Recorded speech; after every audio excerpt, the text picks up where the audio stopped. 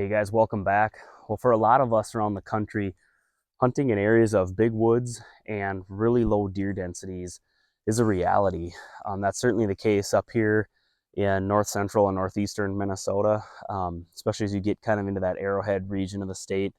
Really low deer densities, but there's always some deer to be found.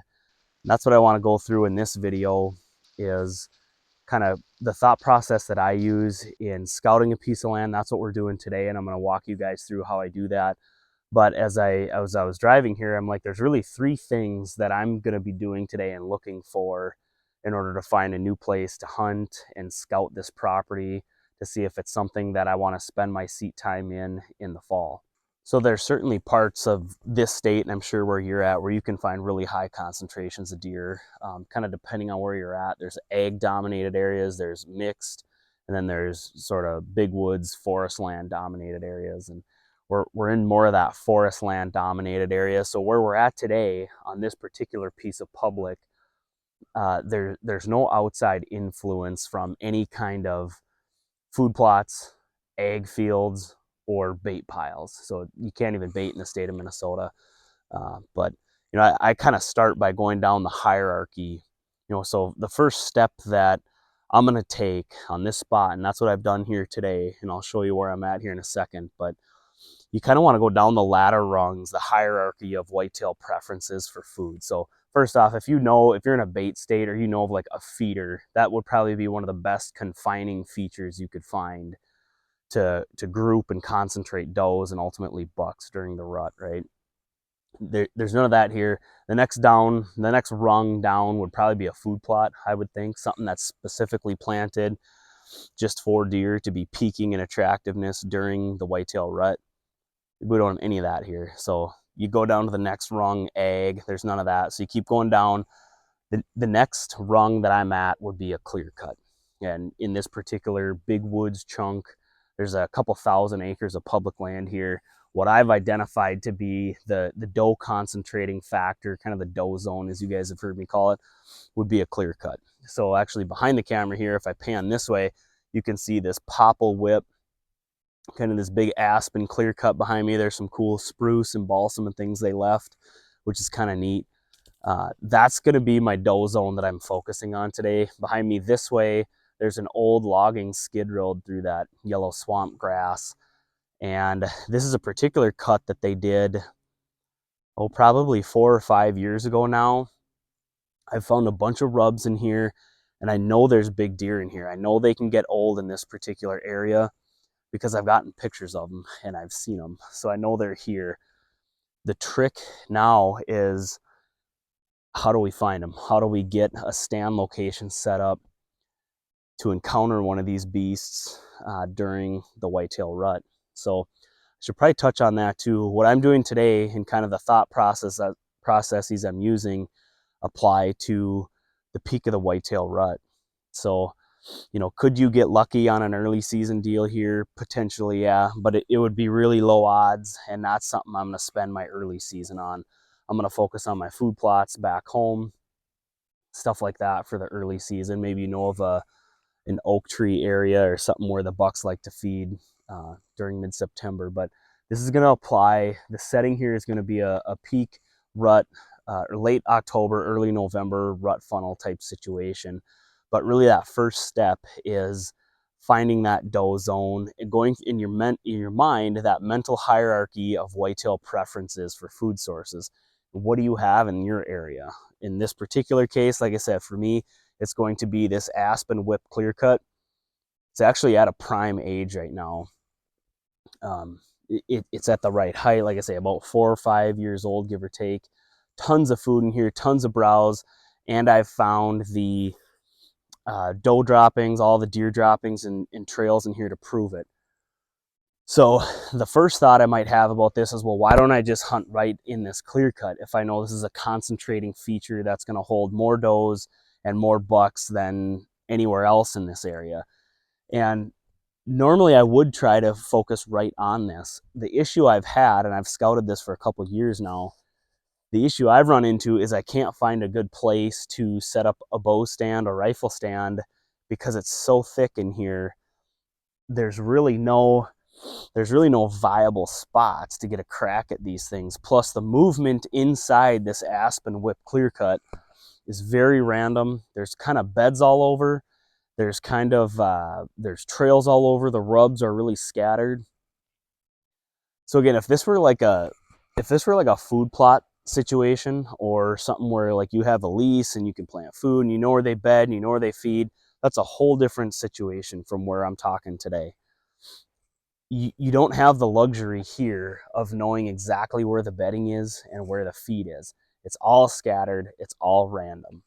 That's the other problem with trying to set up in the clear cut here, okay? I've been tempted to get on this skid road behind me. In fact, last fall, I almost hung a set. Last summer, I was really tempted to come hang a stand in that yellow grass skid road area because I have really good visibility. And there are a couple trails that cross, but I'm just a little bit too nervous because of how easy the access is over there. And I have gotten a couple other guys on camera coming in that trail. So that was just enough to tip me over the edge to say, no, I'm just not going to hang back there on that good visibility area. So there's a huge alder and diamond willow swamp just on the other side of this ridge from me. And I'm going to go scout that edge right now. I'll bring you guys with me. Let's go take a look over there to see if we can find a confluence of trails, maybe some rubs, something that just feels and looks bucky back behind that ridge behind me right now, where they're coming out of the swamp up onto this high ground into this clear cut. You know, maybe there'll be a point. I've been studying the aerial photos, and there's a couple points out there that I want to go look at to see if we can group some trails coming out of here. And I think that might do two things for me. Number one, it might unrandomize the scattered nature of the food, the feeding, and the trails and the aspen behind me. It might help build a confluence of that movement, number one. And then number two, it's a lot harder to get to on foot or for people. Again, this is public land, so I'm trying to find some kind of barrier to hunter access so that I can be in an area where I know I won't be intruded upon. So I'm gonna go look for other signs of hunter stand sign, and then I'm also going to be looking for whitetail sign, of course. So let's go take a look over there and see what we can find. All right, you guys, I just made it out into the big swamp complex area. You can kind of see some of that behind me here. And I went to one of the first points that I could find off that big ridge. So the ridge we were just on with the clear cut are those taller trees that you can see behind me back there. The clear cut's right on the other side of that. And in these areas that get quite a bit of hunting pressure kind of throughout the whole bow season and gun season, I've found that these really mature bucks get forced into these swamps like this. So kind of all the way around me right here is a big alder and diamond willow swamp. And it seems like we've been in a dry cycle for I don't know how many years now. These swamps used to be really wet, but they've been really dry for the past 10 years maybe. And these bucks are absolutely using these willow swamps. They bed out in here, they're moving around out in here and spending a lot of their daylight hours. So again, it kind of makes me want to maybe try to target them out here on a swamp island somewhere. And that could work if you could find the proper rut features. But the problem is, again, it's so much cover. It's such a big area. They're bedding on different islands. They're bedding on edges of these willow clumps that you can't really peg them down out here into one bed. And, you know, again, if this were like a tight little woodlot in an ag dominated area, it'd be a whole different story. But here with such vast cover, they could literally bed anywhere out in this entire swamp complex all the way around me. But this is a really cool little spot, and I thought I should pull out the camera and do my next little segment here because let's see, it's right, I think that's the point. Yeah, those trees right there that you see, those spruce and things, that's the point that I wanted to come scout, and that looks pretty good too. Sorry for the brief interruption. We'll jump right back to the video, but I just wanted to show you guys real quick how we're protecting our young pine trees here. So if you've had an issue with deer browse and you're trying to protect your trees, you should check these out. They're called browse blockers. They're a really effective and low-cost way that you can protect a whole bunch of your young trees this time of year. During the winter, when they're browsing on these things, you take them off in the spring and let your tree grow all summer, and you can reuse these nets. So if it's something that you think might help you out, you can check them out at browseblocker.com. I'll put the website on the screen here. And if when you go to check out, if you say that you saw this ad on YouTube, we'll throw in 10 free nets and clips on top of whatever you guys order. But right out from the point was like this little tuft of high ground right here. And this actually looks really foxy where I'm at. I'm kind of keeping my eyes open for sheds right now because it just looks like the kind of a spot a buck would lay in sun. This is a really cool little island here that I can already see through these clumps of diamond willow. There's trails kind of webbing out of this thing. There's not a great tree for a stand. I mean, you try to get up in that thing, you're probably going to get silhouetted really bad. So I may have to look back in those big mature spruce to try to just hide myself. But something like this is what I'm getting at. This is step number 2. So step number 1, just to run through it again, was going through that hierarchy of whitetail desires and what you have in the given area you're hunting. Again, that being food sources, and you kind of work your way down the rungs until you get to that next most preferred doe zone area. Once you do that, which we've done in my case is a clear cut, next thing we're doing is we're looking for that confluence of trails, that confluence of sign. If you can find, or if you know where a primary scrape is, your search is over. You want to focus on that. If you can get away from other hunters and you have the area to yourself, that would be the ideal situation.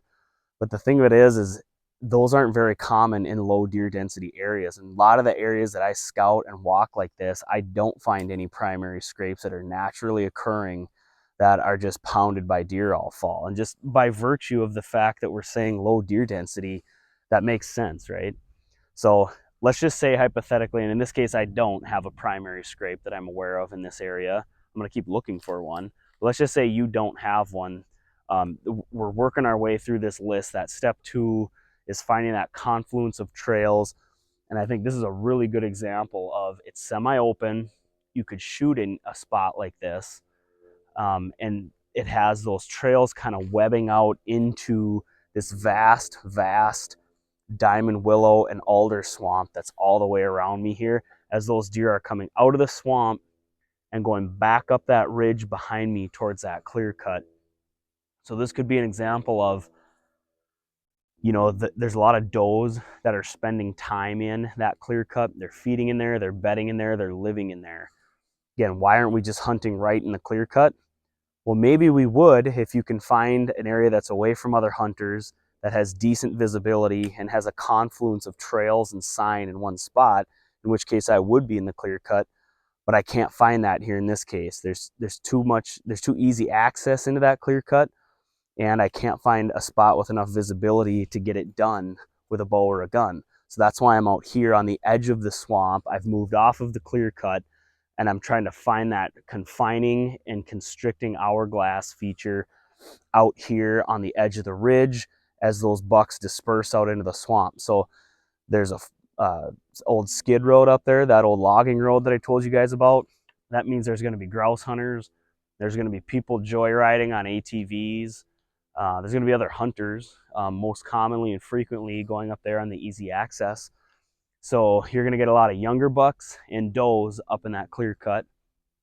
And the 4, 5, 6, 7-year-old bucks, my bet is a lot of them are going to be out this way in this vast, vast willow, alder, and willow swamp. They're going to be spending the majority of their lifetime out here, but relating to that clear cut up on the ridge behind me, going in there after dark a lot. So if guys are running cameras on that logging road, they might get the same bucks on camera, but a lot of it'll be at night. So I'm going to be looking on this edge as kind of a transition to maybe catch them in daylight, have a much higher likelihood of catching a 4, 5, 6, 7-year-old buck in daylight in a spot like this than up by the human activity up on that ridge where there's all the ATVs and things like that. So I'm going to keep working my way up the ridge, kind of that transition of the swamp up to the north. I'm going to see if I find any other spots that look better than this. But for now, I'm really excited about this particular spot that I found. So if I find something better up there, I'll let you guys know. But number three, step three of this whole process is, now that I've found this spot, I'm 100% going to run a trail camera out here this fall, maybe a couple of them. And I'm going to monitor this with a trail cam. Now, that does make me sound a little bit bougie. I know that. You know, we all want to think that we're these grizzled mountain men, right? And we can just read the sign and figure it out. And that's a big part of it. But we do live in an era of modern technology, and I use the trail cameras to my advantage. So I'm going to be running some trail cameras out here, watching these trails and watching this cool little pocket, this cool little opening. I'm going to use the trail cameras to my advantage, and I've done the woodsmanship part of this. I've found the trails, I've found the spot, the confluence.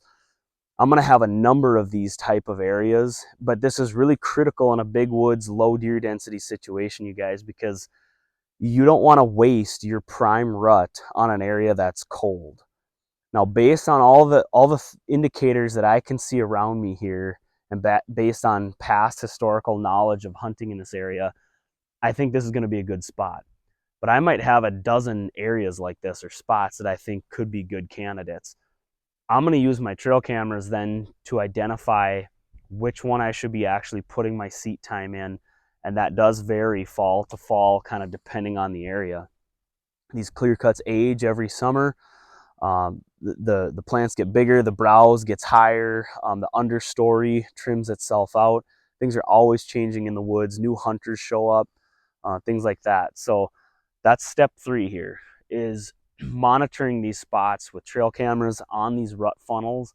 And I'm just going to let those cameras tell me which ones are having the highest frequency use by deer. And this next part might sound a little bit obvious, but just, you got to think a little bit deeper. Cameras that get hot early on in the fall tend to stay hot throughout the whole rut. And conversely, cameras that start out cold in the early rut, say like late September, early October, cameras that start out cold tend to stay cold throughout the majority of the rut. So again, a lot of you might be thinking, well, duh, Matt, so you're saying hunt the good spot. Everybody knows that.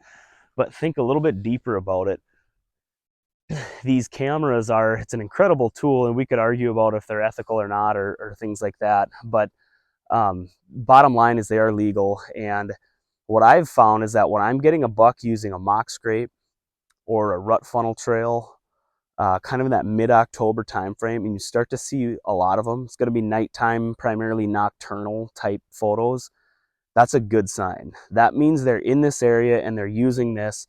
And then throughout the fall, that'll only get better. And pretty soon those photos will flip to daylight as you get in towards Halloween, early November. You're all of a sudden going to start to see those daylight photos showing up. That's when you got to be here hunting. From my experience, it hasn't been real up and down. Again, it's just been a steady, slow build. As you get those photos, it gets better and better, and then peaks in the rut, and then starts to tail off. So that's my 3 steps that I do, my mental checklist, and what I'm looking for in a spot like this when I'm scouting it. Hopefully this video helped you. If it did, do me one favor and subscribe to my channel. That really helps me out, and I appreciate you. Take care. I will catch you guys on the next video.